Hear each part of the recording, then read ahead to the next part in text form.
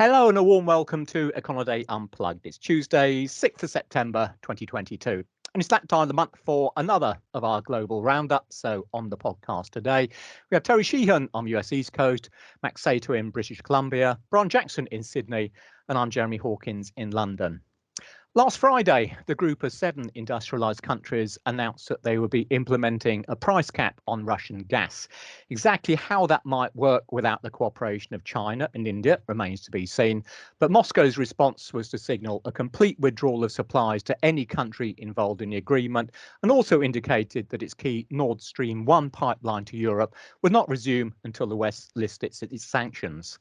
In financial markets, European gas futures climbed more than 30% at Monday's open, and while the euro fell below 99 US cents for the first time in 2 decades, itself adding to Eurozone's inflation problems. In other words, the energy problem is getting worse, and for some parts of the world, the cost of living crisis is serious enough to force the same governments that were hoping to draw back the spending surge caused by COVID to loosen their purse strings again. In fact, already more than 80% of all advanced economies and about 40% of the emerging and developing economies have introduced measures to help tackle the crisis. So in today's podcast, we'll have a look at the economic damage being caused by soaring energy costs and the impact it's having not just on monetary policy, but on fiscal policy too. So, as usual, let's kick off with the US first. So, Terry, in Europe, all the talk is about possible, if not probable, recession. But on your side, it's been another month and another decent US employment report. So, I guess from a policy perspective, it's still all about what the Fed will do. But before we get to that, not many weeks ago, you had gasoline prices reaching record highs, natural gas, I think, hitting a 4-year peak, and electricity grid warnings of possibly controlled outages being likely as well. So is there any kind of obvious energy fallout going on your side now? No, at the moment, Good answer. We're still seeing declines in petrol prices here. Our reliance on natural gas is as a fuel for industry and for heating and such is less than in many countries. So far, that hasn't been bad. The other thing is, thanks to climate change, we've had an exceptionally warm bout of weather. So people aren't really thinking about their heating costs for cooler weather yet.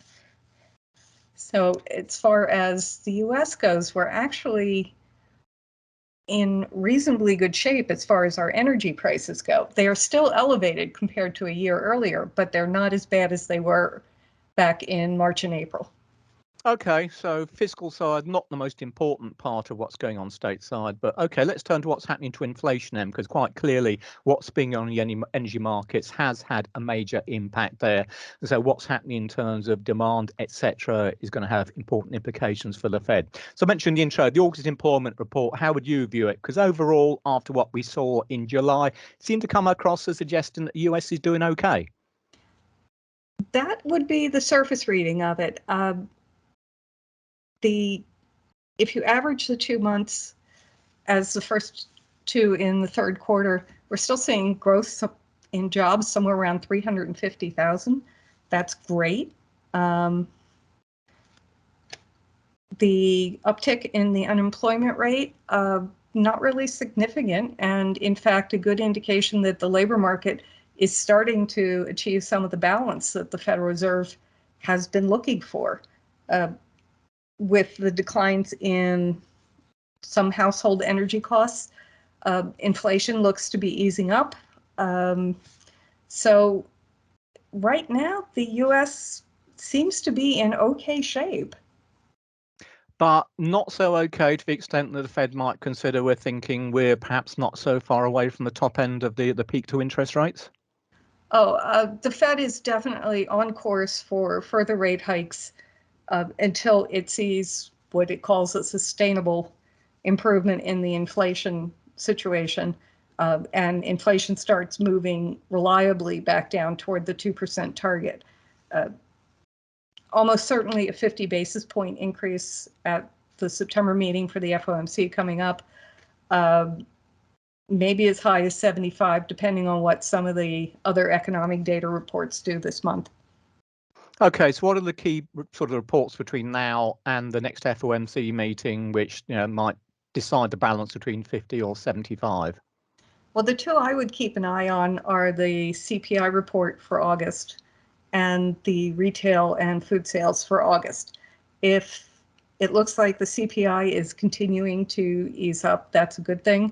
The Fed might not have to do as much of a rate hike to address inflation. And if retail sales is at least modestly expansionary, then it looks better for growth in the third quarter. So I think although some of the Fed policymakers would like to go 75 basis points just to front load some more of those increases, they also don't want to overdo it.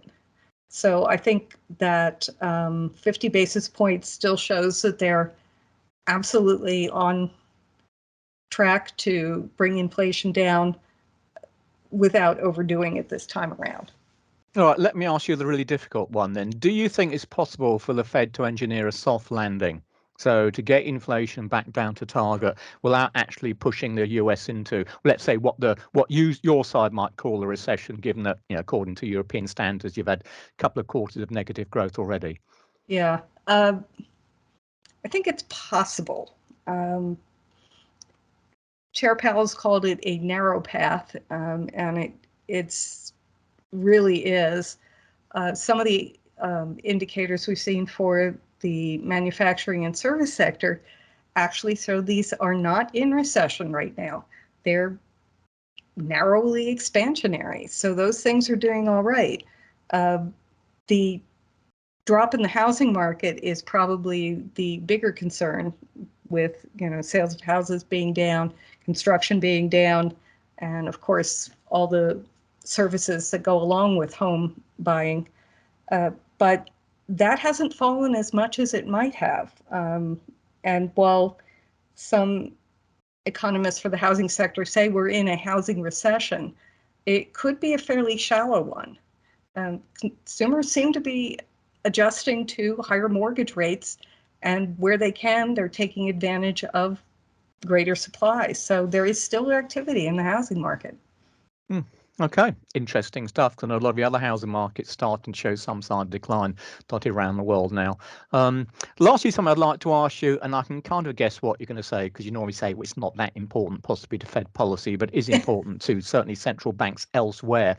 And that's what's going on with the dollar, because quite clearly something which one of the trend moves in financial markets during the course of this year has been the strength of the dollar, and that's been certainly exacerbated, I suppose, by recent developments, particularly going back to Jackson Hole, as we talked about on the podcast last time. So today we saw the trade weighted dollar index rise further. It moved above the 110 mark, a level not seen since June 2002. Is that going to have any bearing upon what the FOMC might do with interest rates, or is it just simply something which other central banks like in the UK, the ECB, Australia, Canada, whatever, have to take on the chin because of the implications it might have for their inflation rates? I think that the Fed policymakers look at it, but I don't think that that has any huge influence on the decision that they'll make. Fair enough, and a solid answer. Anything else from your side, Terry?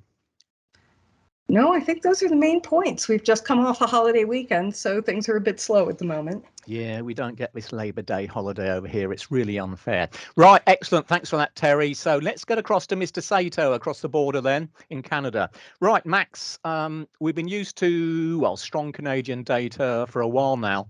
And I guess that energy independence means that Canada in many ways is certainly a good deal more isolated from what's going on in oil markets and gas markets compared to the likes of Europe and some other parts of the world. But let's play devil's advocate here.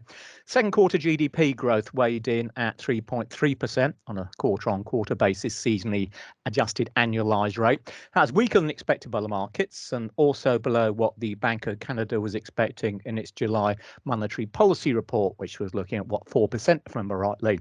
August manufacturing PMI was below the 50 growth threshold for the first time since June 2020, and inflation in July fell to 7.6%. 7.6%, I should say, from 8.1%. Also, this Friday, when we get the August labour market report, that's expected to show another decline in employment. So I suppose the question for you then is the economy still doing well enough to justify the 75 basis point hike in Canadian or Bank of Canada interest rates, I should say, tomorrow? The short answer is yes. I don't see any early signs of recession or even extreme slowdown in any sector yet. And I think the fact that Canada's GDP had showed a solid growth in the second quarter compared to south of the border where they had the second straight contraction, is maybe the U.S. recovery was so quick and Canada is still playing catch up. All right. Let me ask you about the housing market. Terry mentioned that and saying the housing market is not actually perhaps doing that badly stateside. I know for the Bank of Canada, there's been fairly significant concerns about the buoyancy of the housing market for a long time and the ongoing accumulation of debt. I noticed today there was a report out suggesting that credit card balances have climbed to their highest level since the end of 2019, as we've got households struggling to pay their bills. So consumer debt is now rising alongside mortgage debt. Might you think that could have implications for just how far high Bank of Canada interest rates might go? I think the Bank of Canada has done sufficiently aggressive job to help bring inflation down. It's not showing in CPI data yet, but I think the very hot housing market is cooling off a bit, but still, if you see the signs and listen to what real estate agents are saying, people are still buying and selling, and there's actually a shortage of affordable housing supply in major cities. So I think activity is going to still going on. We'll see housing market prices maybe coming down, maybe people postponing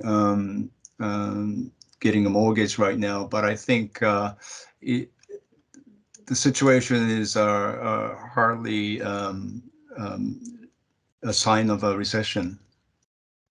Okay. Now, let me move across to the currency if I can do. I mean, traditionally, we've seen the Canadian currency kind of moving in line as a lot of the petro currencies do with what's going on in terms of oil prices. We've got a Bank of Canada, which has been amongst the most aggressive central banks in terms of hiking interest rates. We've got a domestic Canadian economy, which by all accounts, as you were just been saying, appears to have been doing pretty well.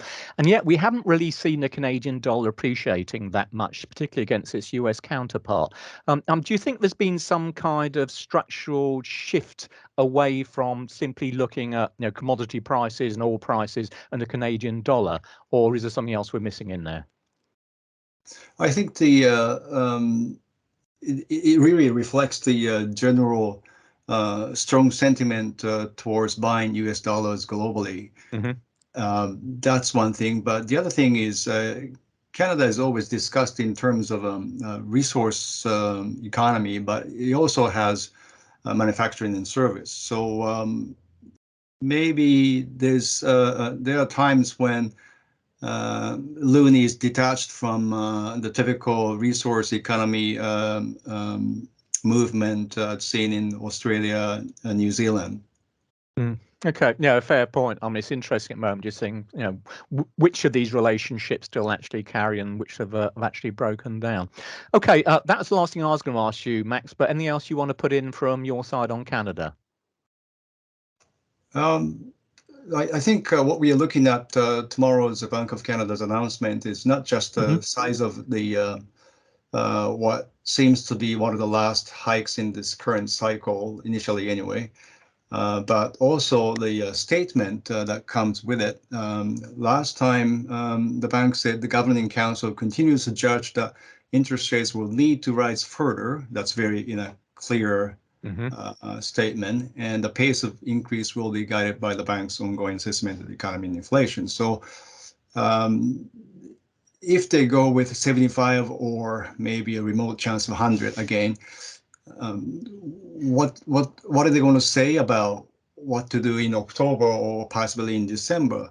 Are they going to still say interest rates will need to rise further, or they have to make it a little more vague? That's the focus right now. Okay, it may be an unfair question, but where do you think the target overnight rate might end up when it reaches its peak?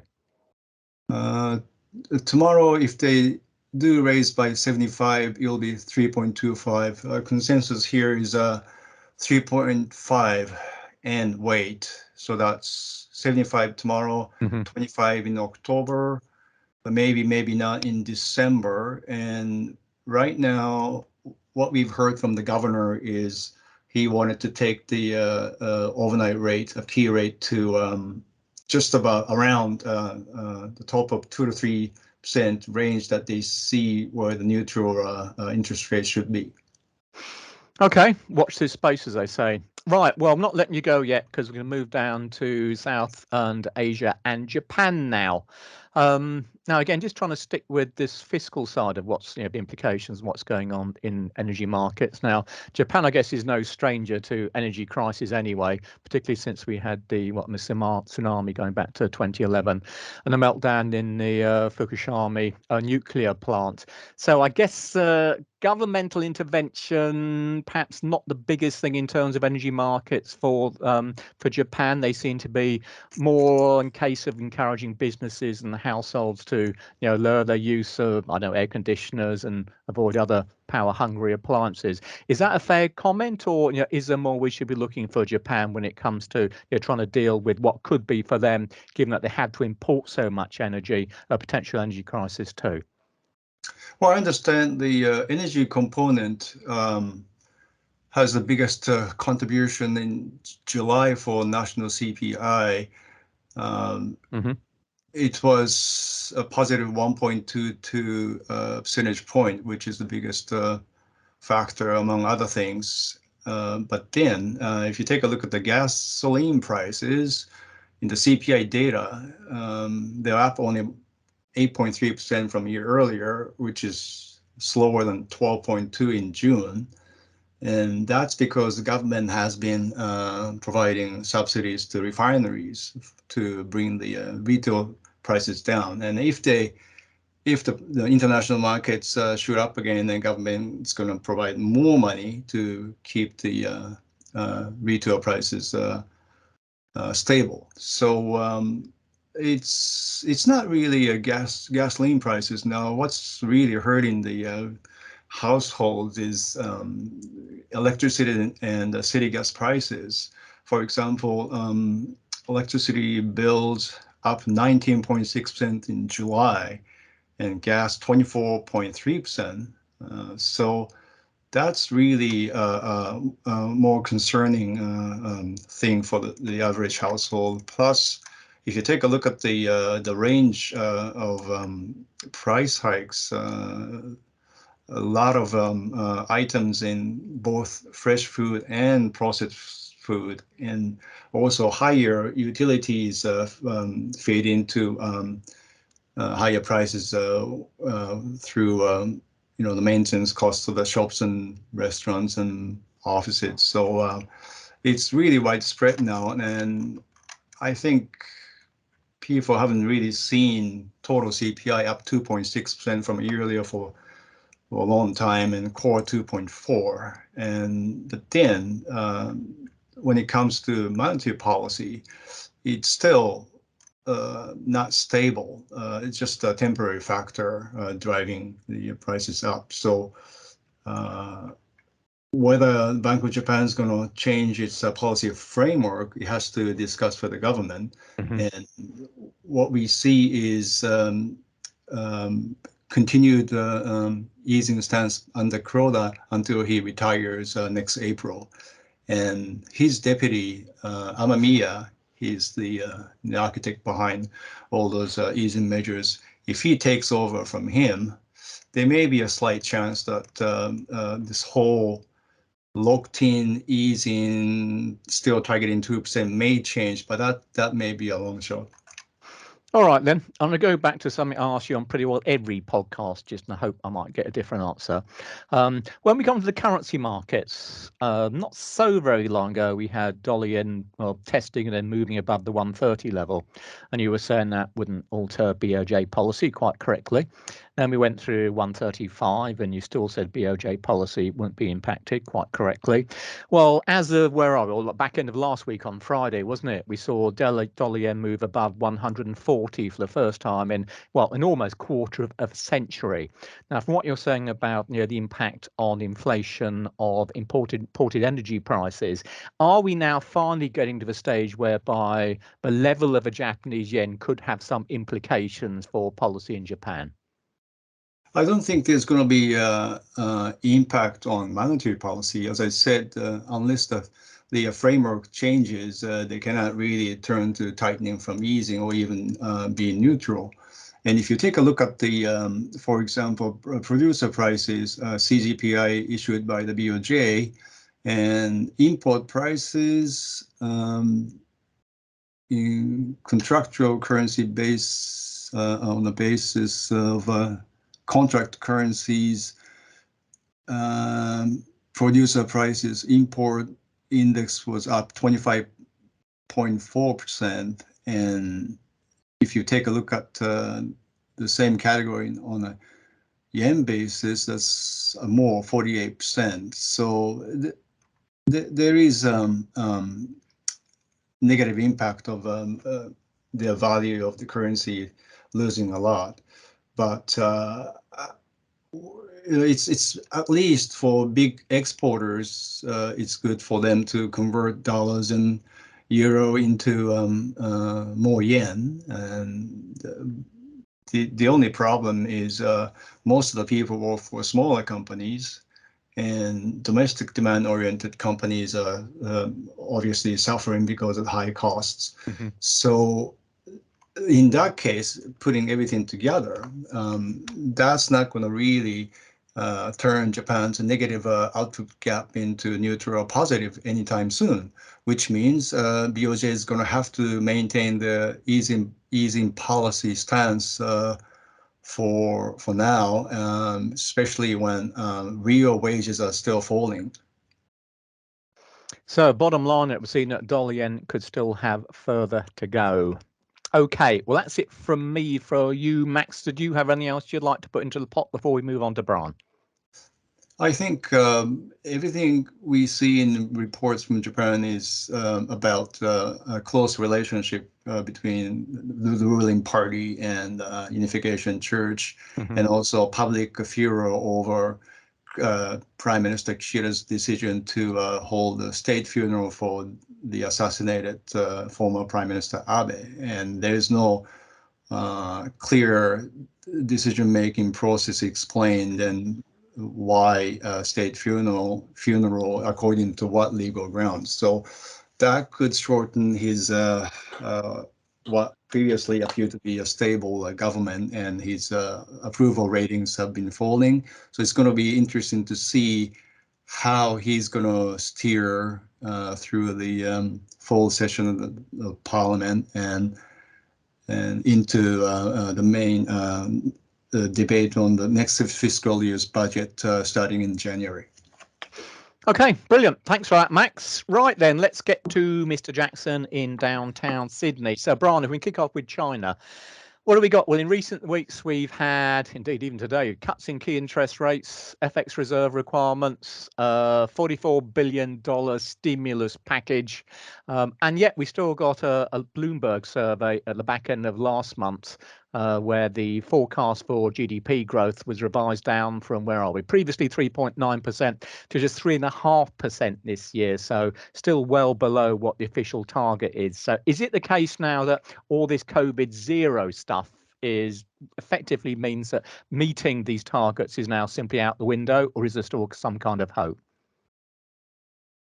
Well, I think it will just continue to depend on public health conditions and how authorities in Beijing, how confident they are that they can start to relax some of these zero COVID policies. They've just shown every indication that authorities right across the country are prepared to to lock things down and to reimpose restrictions every time there is another outbreak somewhere. So if that continues, then yeah, it's going to continue to have a predictable impact on economic activity and make it hard to meet those growth forecasts.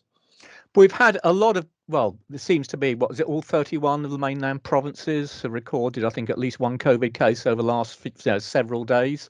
So it seems that this policy, let's see, but bottom line, isn't working. As long as it continues, it's going to prevent the Chinese economy from attaining the kind of productive potential that it could do, which obviously would benefit the rest of the world too.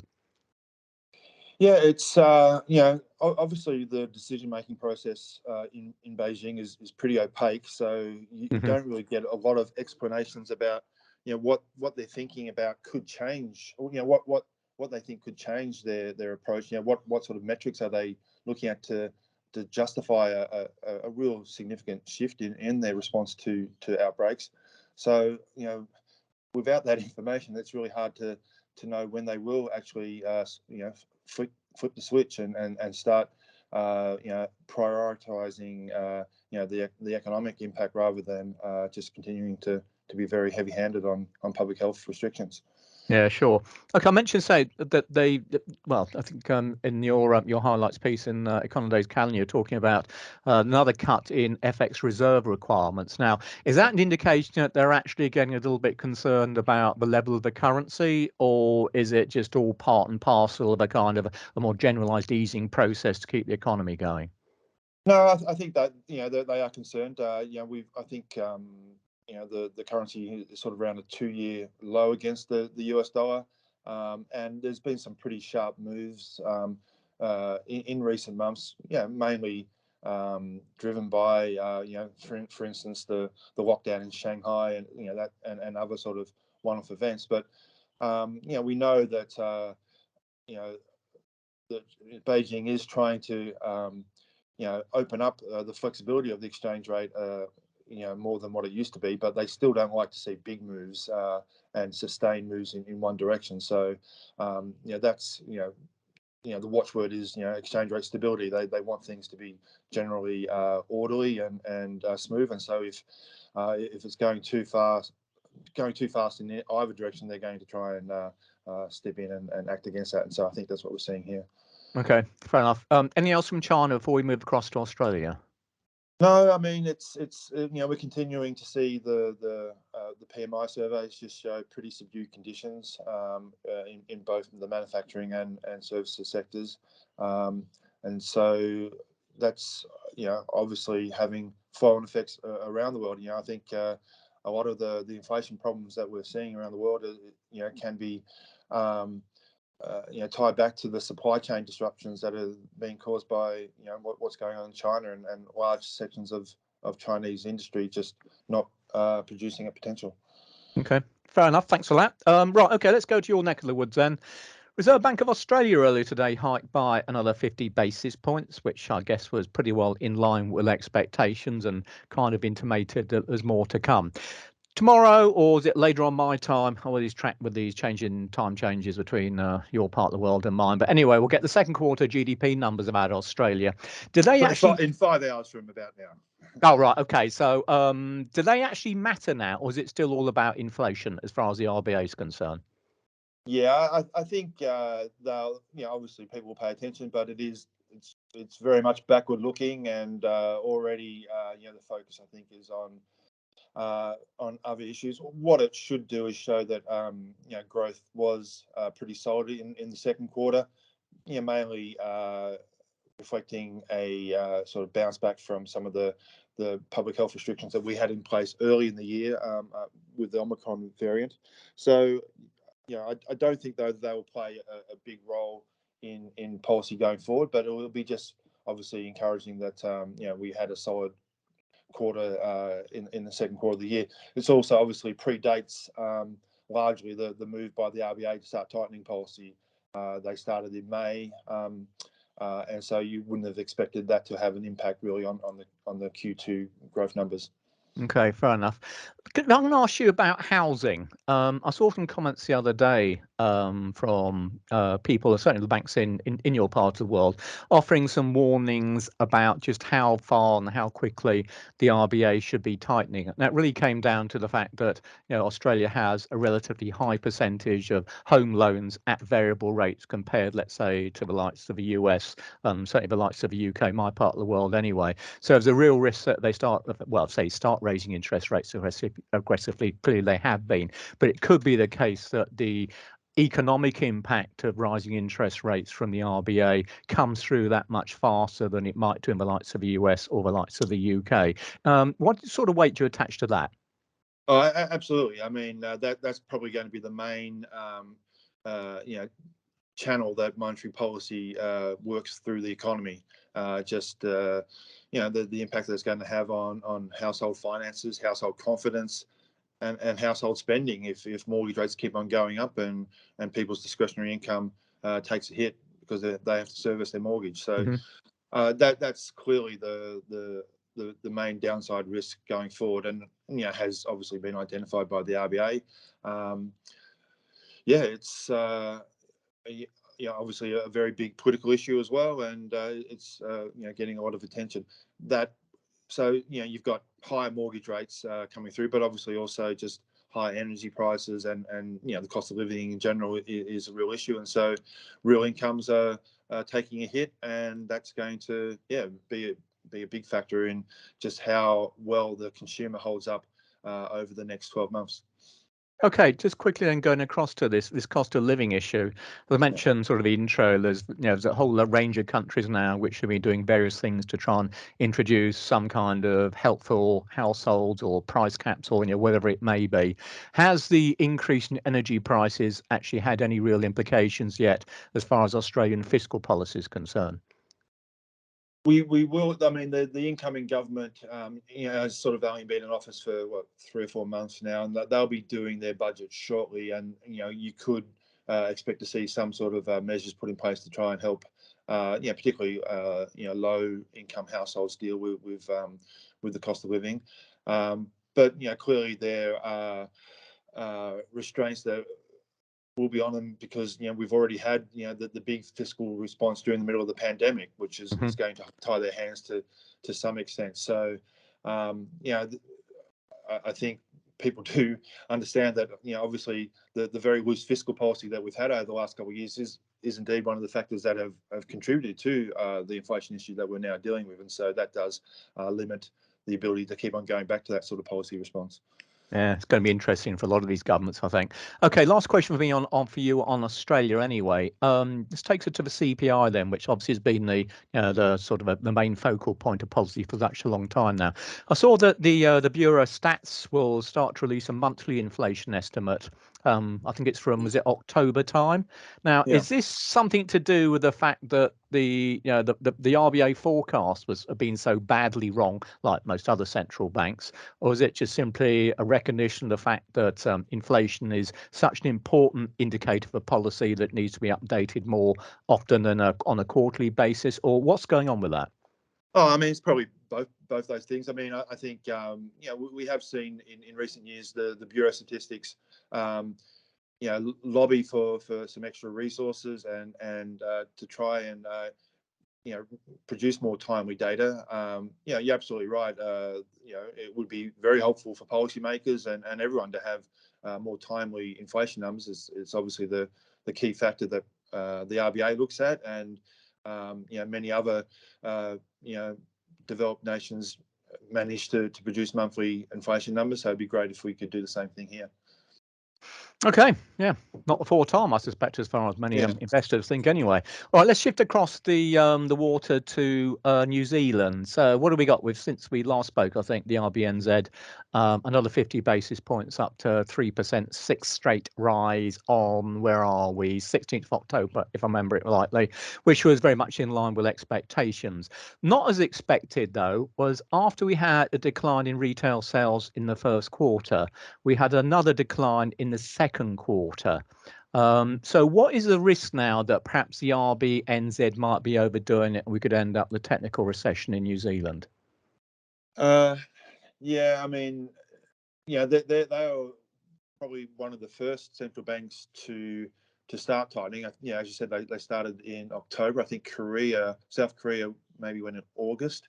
So you know, we've had a longer time for the impact of those of policy tightening to filter through into the economy. So, yeah, again, as is so often the case all around the world, the shifts in some of the data have been really tied to just changes in public health restrictions rather than sort of underlying issues. So that will give them a bit of confidence, I think, that the underlying strength of the economy is still resilient once you clear away some of those public health restrictions.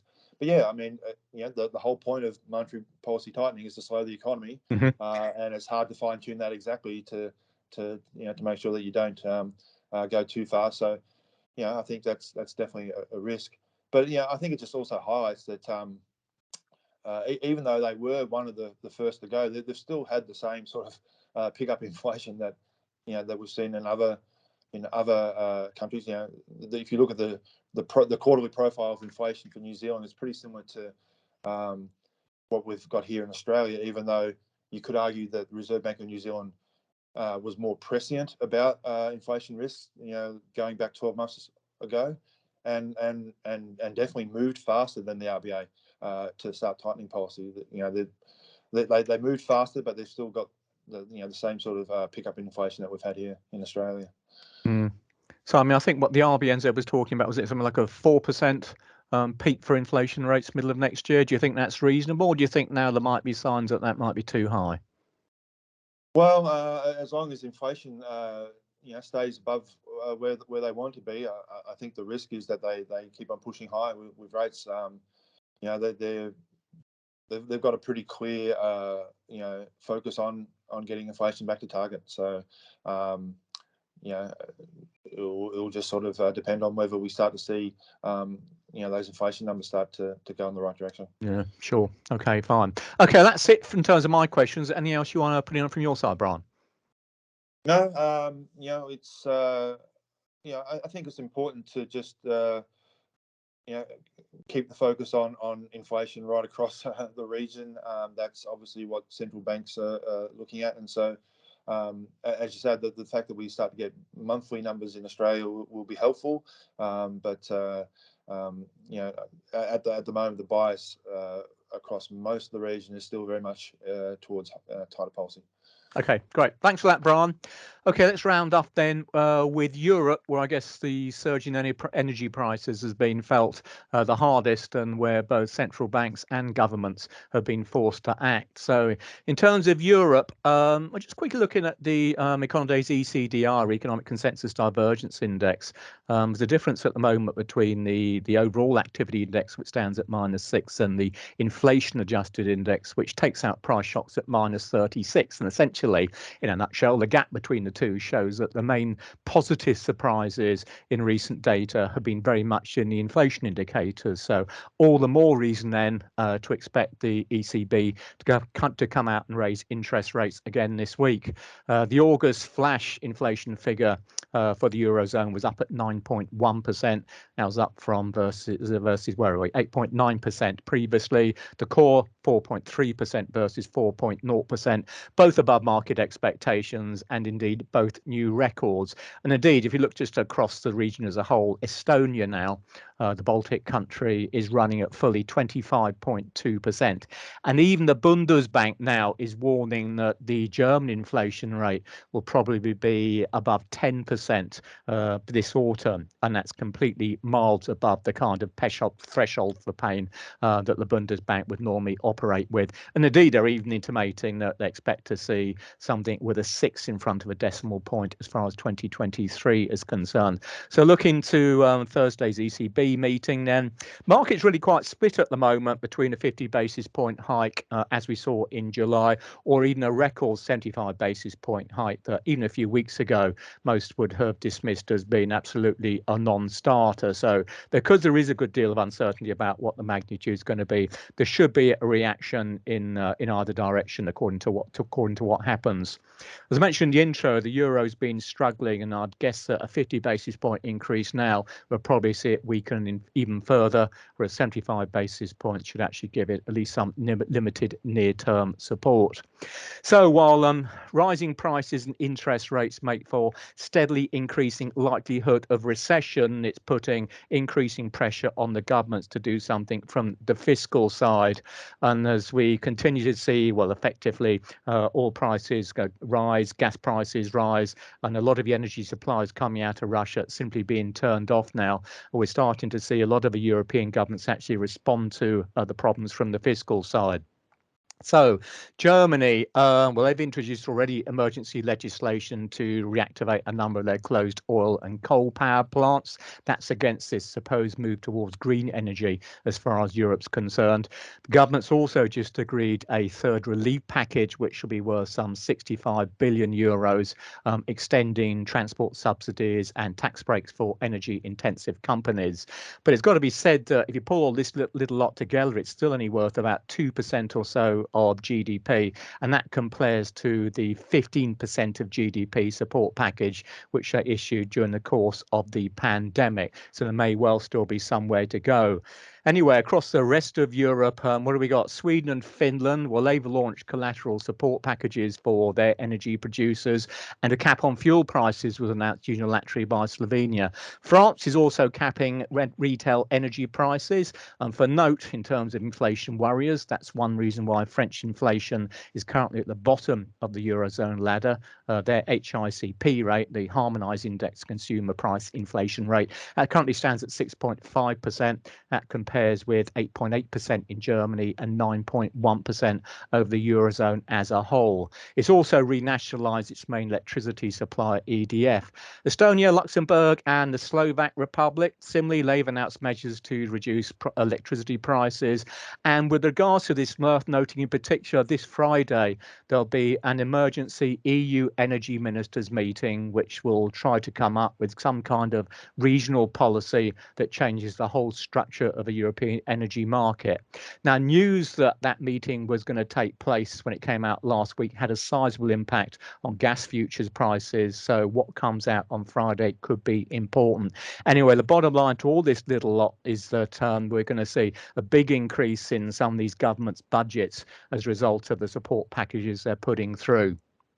Much the same applies to the UK, whereas luck would have it, we have a new Conservative leader and hence UK Prime Minister as of today in the shape of Liz Truss. She was a former Foreign Secretary. Now, at this stage, the details are kind of vague, but Truss has said that there will be an emergency cost of living crisis package announced in the next few days. Rumours have included measures including a VAT cut, possibly deferring next year's planned increases in corporate taxes, possibly boosting oil and gas activity in the North Sea as well. Whatever it might be, it's going to be important for the UK because the energy crisis is hitting UK household budgets probably harder than any other country in Western Europe, and that's due to our heavy reliance upon gas to heat homes and indeed to produce electricity. Vast majority of UK homes, around about 85% or so, use gas to provide heat.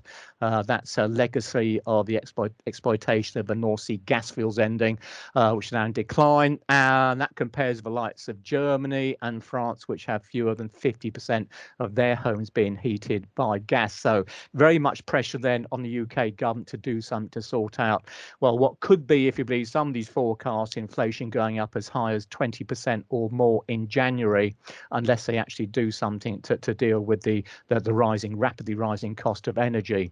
Leaks today actually suggested that we will see some kind of freezing in household energy bills for possibly 18 months, and that will come about via government loans to the energy companies. That's going to cost an estimated, at this stage, it's all sort of looking in the sky because not sure what the numbers are going to be, but it's an estimated 100 to 130 billion sterling. And to put that into context, that compares with the the 70 billion entire package for the COVID furlough program we saw introduced in 2020 and 2021 during COVID. In addition, there's now a possible 40 billion sterling aid package to businesses as well. So wherever you want to chop this up, it comes as being a really big hit as far as the public sector deficit's concerned. Now, as it looks like these are going to be in loans, it may mean that the longer term implications for public sector borrowing may not be that great, but certainly at a time when rising interest rates are already adding tens of billions sterling to government debt, it's not exactly what they want, particularly those Conservatives who are desperately hoping to get public sector borrowing back under control again. Now, in terms of interest rates, I'll quickly mention next week, of course, we'll get the Bank of England meeting. It looks like we'll probably see another 50 basis points out the bank. Could a bit like the ECB be 75 basis points? And almost in either event, it looks likely to guarantee that we're going to see a recession sooner rather than later. If you remember that the Bank of England, their last NPR forecasts indicated they expect GDP in the UK to contract through from the fourth quarter of this year right through the end of 2023. So with that prospect, together with a new prime minister facing what is still a very badly split Conservative Party, we've got spreading industrial unrest due to rocketing prices, and in the ongoing spat with the European Union over the Northern Ireland Protocol, it's no wonder that the pound is under so much pressure. And a bit like the euro, the falling pound is also adding to the Bank of England's problems in trying to contain inflation. Okay, then. Well, I guess we've been talking for long enough, so let's call it an end for today. I suppose looking at the big picture, as I mentioned already, we've seen a lot of economies around the world actually introducing measures to help with the cost of living process. But the bottom line is that without a fundamental shift in the demand and supply balance, energy prices are likely to underpin inflation for a long while yet. Interest rates will rise further, and so will government borrowing. And that at a time when quantitative tightening from the central banks is already reducing bond demand, all of which makes for a potential volatile outlook for the global economy and financial markets, and one that requires investors to track the economic data even more closely than ever. So do keep up to date with all the market movers and shakers, and make sure you follow Econoday's global economic calendar. So on behalf of Terry, Max, Brian, and me, thanks as always for listening. We look forward to seeing you again next time. Bye for now.